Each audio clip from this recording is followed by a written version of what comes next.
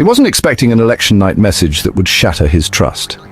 A fiery WhatsApp broadcast claimed massive fraud, and a doctored photo of ballot boxes spreads faster than police can intercept it. Tensions spike. In minutes, neighborhoods bristle, politicians scramble, and the rumor mill mutates into near panic. But none of it is true yet. What followed next would test Kenya's democracy. And it's exactly where our story begins. A suspected Telegram hack adds fuel to the fire.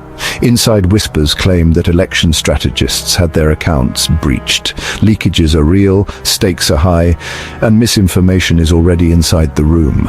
And that's only the beginning. In the next section, we'll expose how this wasn't just a tech glitch. It was a sophisticated campaign by what some call disinformation factories. Section 1. Disinformation factories. Politicians hiring online soldiers. Kenya's elections are notorious, and not just for polling day drama. In 2017 and 2022, campaigns employed armies of online operatives, paid influencers, and bot networks stretching social media to its limits. Nation reports that influencers like Ian James Mwai charge around 50,000 Kenya shillings a day to push political narratives, paid by candidates desperate to go viral. These actors flooded Twitter, Facebook, Instagram, and Telegram with carefully crafted messages pushing political agendas, spreading doctored photos, fake polls, even phony news logos. Among the tactics, fake poll results stamped with the real logo of Tifa Research, later debunked by researchers and shared in WhatsApp groups before anyone noticed. Digital war has become the new battlefield. Cambridge Analytica's legacy lingers, with Nation reporting its fingerprints on the 2013 and 2017 campaigns, including smear campaigns aimed at Raila Odinga and others. Influencers work in groups, creating echo chambers, and these digital soldiers operate with plausible deniability. It's not random. These are well-organized, well-funded operations targeting Kenya's 12 million social media users. If that sounds like anything could go viral, it gets darker and more dangerous, which we'll dig into next. Fake news in Kenya isn't just confusing, it's combustible. It often taps into historic, ethnic, and regional fault lines, crafting narratives designed to provoke anger, suspicion, and fear. The Nation warns that deep fake videos, misleading subtitles, and fake audio are being doused across platforms to pit tribes against one another. In one incident, a politician's speech, originally comforting, was subtitled to spin an entirely different message aimed at stoking mistrust. Hi cousins, hi cousins, hi cousins, hi Makuzo, hi cousins. The subtitle gave a threatening tone, even though the actual speech reassured non-native communities that they were safe. In Kenya's context, such moves ripple outward. Hate speech is a spark, and offline violence can follow. The National Cohesion and Integration Commission, NCIC, warns this is not opportunism, it's strategy. Their concern: if hate speech crosses a critical threshold, it triggers violence. Digital propaganda, deepfakes, subtitles, and spliced audio is not just misleading, it's a weapon, the Standard reports, and real life has already been harmed. Not only through rhetoric, but through arrests, abductions, even shootings tied to rumors. Coming up, we'll reveal how fake news slips from private chats into the national bloodstream. You won't see this on Reuters or the BBC, but in private chat groups, it spreads like wildfire. WhatsApp, Telegram, and SMS chains have become disinformation's favorite hiding spots. Citizen Digital recounts numerous fake vote rigs, phony diaspora results, and botched electoral tallies shared widely during the 2022 election cycle. One viral scam, a hoax account impersonating Kenya's IEBC, complete with a link and thousands of followers on Twitter. Screenshots circulated in family and church groups until IEBC denied all linkages. It didn't stop there. Doctored front pages of the Standard or the Star, with names or headlines grotesquely manipulated, spread by word of mouth, untouched by fact checkers. This is closed-room disinformation, no trace, no reporting.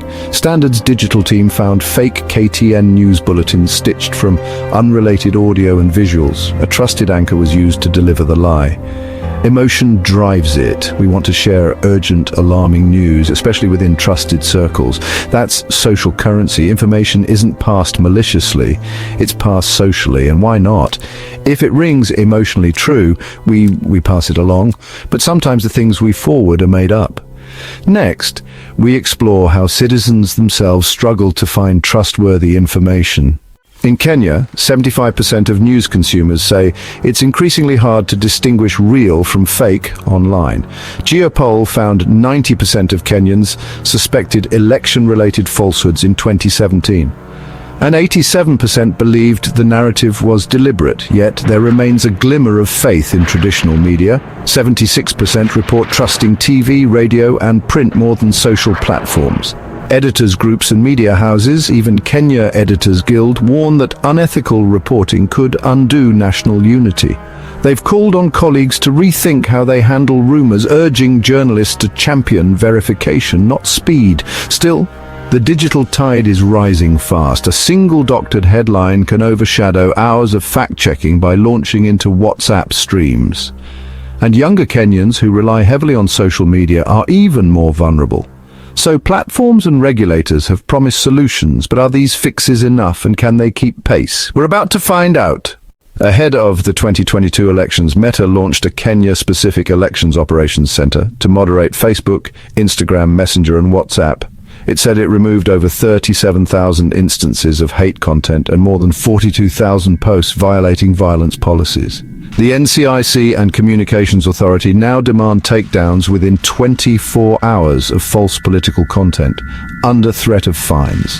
And Facebook-led campaigns to teach Kenyans how to spot fake news ran adverts in English and Swahili across radio, TV and print. But critics say it's a slow game. Private messages remain outside the notice of fact-checkers and platforms. Nation and KTN caught out false poll graphics and fake poll result images in WhatsApp groups. By the time they confirmed the fraud, the rumor had already taken root. Then there's the government side, calling in its own ethical hackers, and like those reportedly hired by the ruling party in 2022. These shadow cyber groups storm private networks to plant counter-narratives. So, regulatory initiative is emerging, but so is a state-sponsored digital counterforce, muddying the waters further. Which brings us to the frontline defenders, fact-checkers and civil society. In the trenches, Kenya's fact-checkers, PISA Check, Africa Check, Standard and Africa Uncensored, are fighting rumors daily. Standard exposed doctored videos of KTN anchors, puffed up broadcasts that never aired. Africa Uncensored's investigations even forced real-world policy changes, like parliamentary inquiries into fertilizer fraud. PISA Check's notable bust, the viral image of a fake Raila Odinga-headed banknote and misleading images of fading politicians at rallies. They've debunked dozens of viral lies in written reports and easy-to-share infographics, but the problem remains scale. One debunk takes hours, while dozens of new rumors are popping and reposting in that time. These watchdogs shine a light, but can't be everywhere. One myth dies, 10 more bloom. Some say the best defense isn't censorship, it's education. Organizations like Mozilla, NCIC and Meta have launched campaigns teaching Kenyans how to identify misinformation. They urge asking, who sent this? Where's the source? Does it match reputable outlets? Schools and youth groups conduct workshops teaching digital verification as a life skill. Citizens are urged to fact-check images via reverse search, check social logos or verified accounts, and pause before forwarding. Meta claims these programs have reached thousands, but young audiences are the biggest consumers of short-form video and memes, and they're the hardest to reach. Yet, if children are trained early, next generation forwards fewer lies and forwards more doubt. But education programs are new, and Kenya's next election could be months away. Will these tools arrive in time? Today, Kenya stands at a crossroads. Fake news isn't an accident, it's a weapon shaped by political actors. Discord and violence are no longer fringe, they're consequences. Misinformation rides private posts outside public view. Traditional media retains trust, but the digital tide overwhelms. Fact-checkers shine bright, but can't illuminate every shadow. Platforms intervene, but still react after the storm.